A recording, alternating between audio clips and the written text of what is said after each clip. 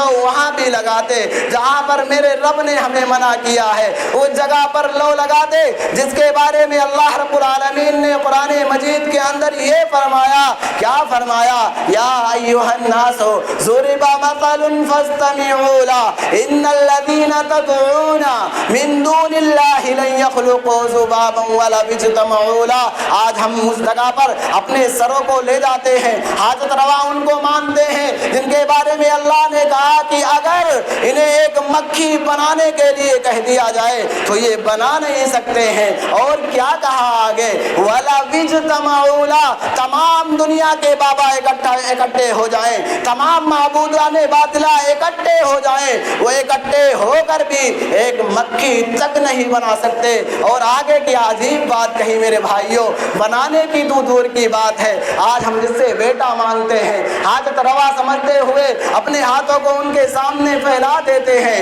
اپنے لیے سب کچھ ان کو مان لیتے ہیں۔ ان کے بارے میں میرے رب نے فرمایا ہے وَإِن يَسْلُبْهُمُ الذُّبَابُ شَيْئًا لَّا يَسْتَنقِذُوهُ مِنْهُ، اگر ان کے سامنے مٹھائی رکھی ہے نا، کوئی چیز رکھی ہوئی ہے، اگر ایک مکھی لے کر چلی جائے تو اتنی استطاعت ان کے اندر نہیں ہے کہ اس مکھی سے اس چیز کو چھین سکیں۔ آج ہم نے ان کو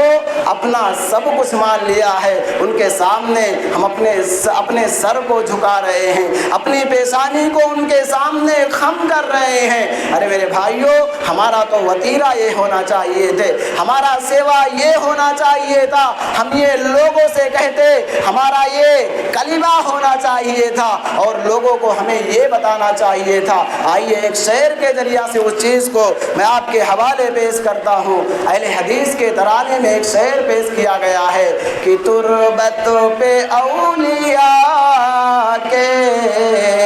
ہم سر نہیں جھکاتے، تربت پہ اولیاء کے ہم سر نہیں جھکاتے، یا غوث کا کبھی ہم نعرہ نہیں لگاتے، مشکل کشا کسی کو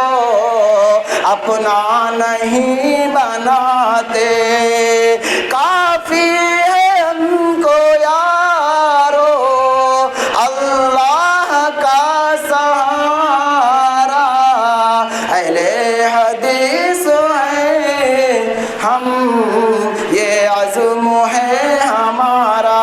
میرے بھائیو، ہمارا سیوا یہ ہونا چاہیے کہ لوگ سمجھ جاتے کہ یہ کسی ولی سے، کسی بابا سے نہیں مانگتے ہیں، لیکن ہماری دعائیں ہی درست نہیں ہیں، ہمارے ذہنوں میں کیا کیا طریقہ چل رہا ہوتا ہے۔ ارے ہمیں تو اب اپنے نبی کے ان تعلیمات کو یاد کرنا چاہیے تھا جو میرے نبی نے ہمیں تعلیمات دی تھی۔ میرے نبی نے کہا تھا لوگوں، لما منعتا لما اللہم لا مانع لما اعطیتا ولا موتی لما منعتا، کہ اگر اللہ رب العالمین کسی کو عطا کر دے تو دنیا کی کوئی طاقت ہی نہیں ہے جو اس سے چھین سکے، اور اگر اللہ رب العالمین چھین لے تو پوری دنیا کی طاقتیں اس کو نہیں دے سکتی ہیں۔ ہمارا عقیدہ یہ ہونا چاہیے، ہمارے ذہنوں میں یہ بیٹھنا چاہیے۔ میرے بھائیوں، عقیدے کی بات آئی ہے تو میں آپ کو ایک چیز کی طرف، ایک نقطے کی طرف آپ کی توجہ دلانا چاہتا ہوں کہ ہمارے عقیدے کب درست ہوں گے؟ ہمارے عقیدے ہمارے بچپن میں درست ہوں گے۔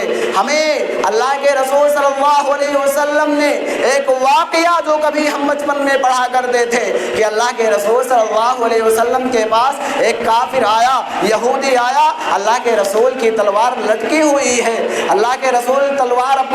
اپنے تلوار کو اس پیڑ سے لٹکا کر رکھے ہوئے ہیں، اللہ کے رسول کی تلوار کو اٹھاتا ہے، نبی سے کہتا ہے اے نبی